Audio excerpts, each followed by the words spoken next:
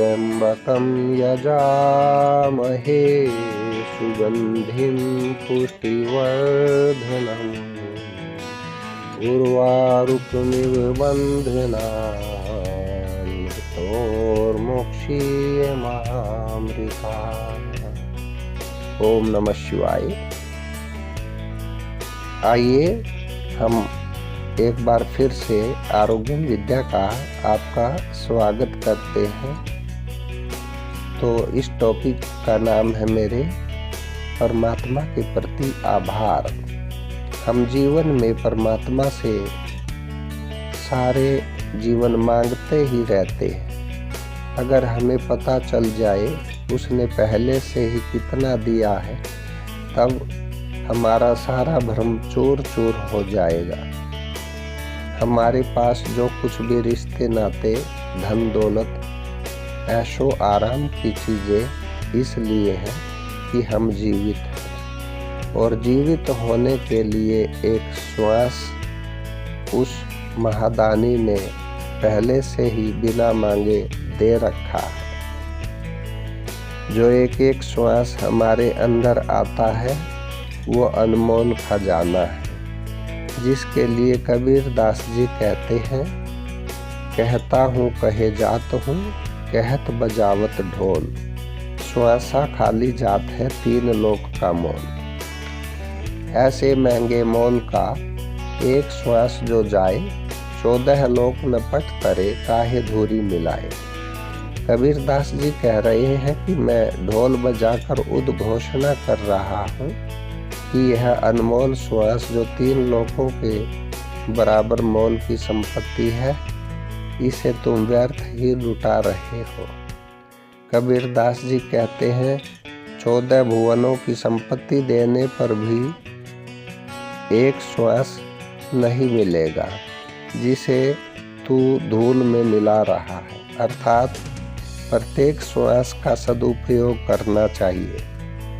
मधुमक्खी कितनी सचेत होती है, जो एक एक क्षण रूपी अमृत इकट्ठा करने में लगा देती है।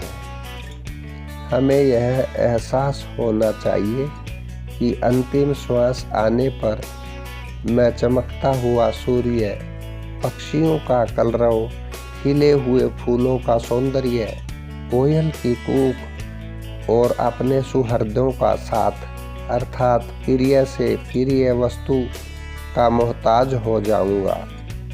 उसके लिए मनुष्य एक एक श्वास के लिए भिखमंगा हो जाता है कि एक और मिल जाए, लेकिन जिसने ये संपत्ति दी उसकी कभी याद नहीं करता। जिसके लिए सूरदास जी कहते हैं, जिन सुंदर तन दियो ताही बिसरायो, ऐसो नमक हरामी, हरिजन छाड़ी हरि विमुखन की, निस्दिन करत गुलामी। सूरदास जी कहते हैं कि जिसने यह मनुष्य का सुंदर शरीर दिया उसी को भुला बैठा। इस प्रकार मनुष्य जिसका नमक खाता है उसे ही भूल जाता है। अतः हमें हर समय अपने बनाने वाले की याद रखनी चाहिए, जिसने हमें बिना मांगे ही संसार की सभी प्रकार की चीजें दान में दे रखी है। अगर मनुष्य विचार करे तो समर्थ सुंदर पाने के बाद कुछ मांगना बचता ही नहीं, क्योंकि मनुष्य को पहले से ही समर्थ बनाया है। जीवित रहते हुए सब कुछ संभव है, जबकि मुर्दा सारे संसार का मालिक भी हो, इस श्वास के निकल जाने पर सबसे बड़ा भिखारी और बेचारा हो जाता है। अतः हमें उस दानी को याद रखना चाहिए और उसके प्रति हमेशा कृतज्ञ रहना चाहिए। तो ये तो थी जो है कृतज्ञता के बारे में बातें।